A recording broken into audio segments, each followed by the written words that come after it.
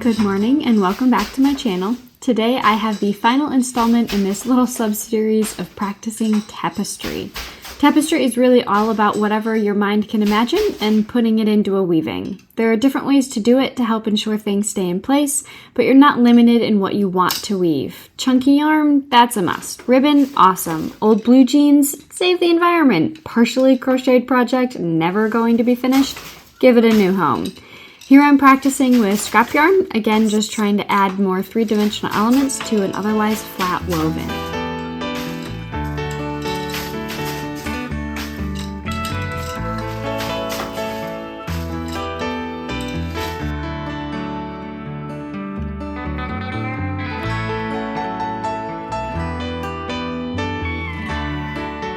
I find that flat shuttles really are easier for this. Here I'm going under 8, back around 4, and under 8 again. This creates a consistent loop that will also stay in place. I'm doing this with my shed set in plain weave because this will create additional stability and durability. Theoretically, you could do it just on the warp without any shed at all, but it may not be as stable, so that kind of depends on your ultimate goal for the weaving.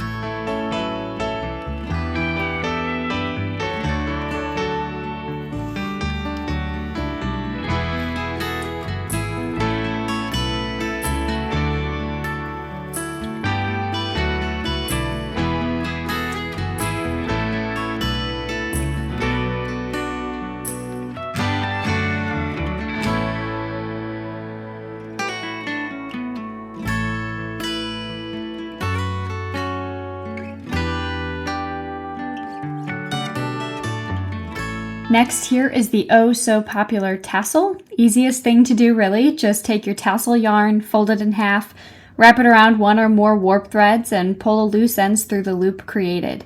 Easy peasy and so fun visually. You'll see these a lot in chunky frame loom tapestries or circular weaving. There's also a million tutorials for that on YouTube, so feel free to explore more if it's something that you love.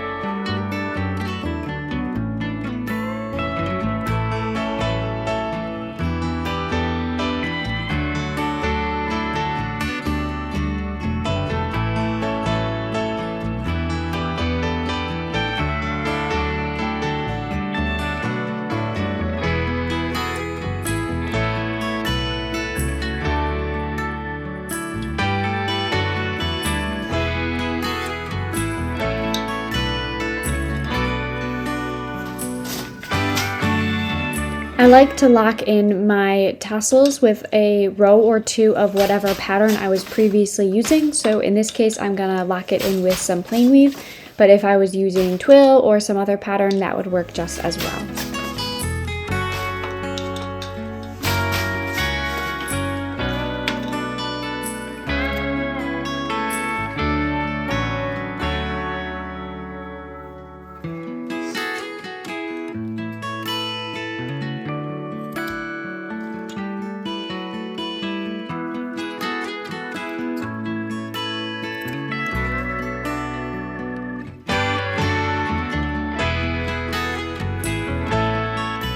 Other ways to add texture are to use varying sizes of yarn in simple weave structures. If you mostly weave 8-2 cotton in plain weave, then throw in a mass of wool yarn. It's going to stand out.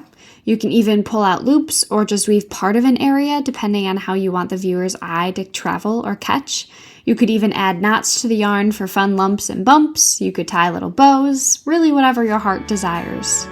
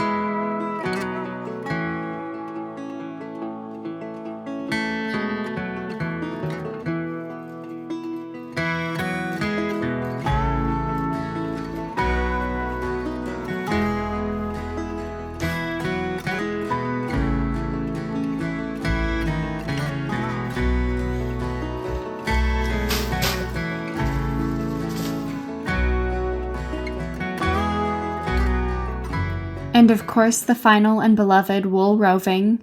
Roving is such a malleable addition to any weaving. It can be just about anything you want it to be. Personally, I like to create those lumps and bumps, but sometimes I'll needle felt on top to make shapes or whatnot. But for now, some lovely cloud shapes will do the trick.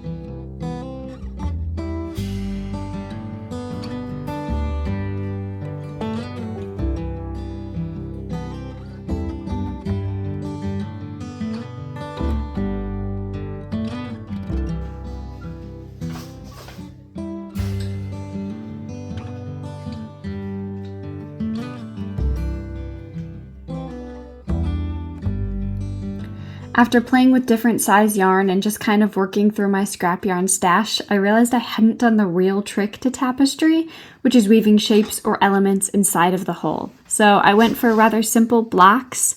I like the look this creates, but once again, this part of weaving I have limited patience for. We all have our thing, and this just ain't it for me. It is really simple though, so you just have multiple shuttles and weave whatever areas and whatever colors you prefer. The tricky bit is wrapping each color around each other as you go so your weft threads don't get tangled or look gnarly once completed. You can use this to create sections in a weaving or random little stripes of different colors or full-on shapes if you have the mind to. I did not have much of a mind to.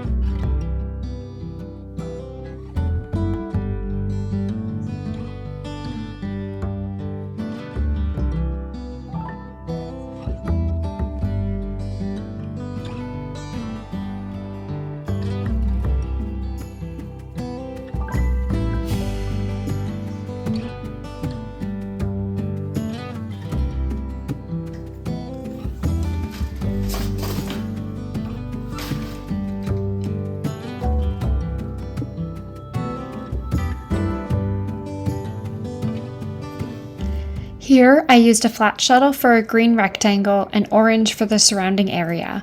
I wove in plain weave and left the orange as a float along the back where I didn't want it interfering with my green rectangle.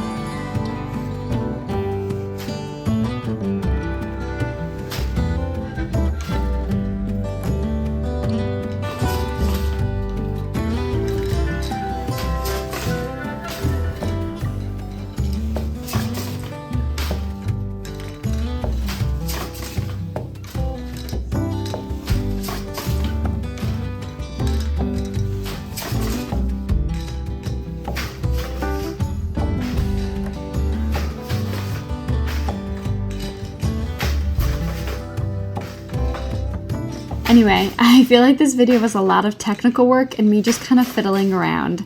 I hope it's either interesting or inspirational. This is actually my last on loom video before I pack up the loom.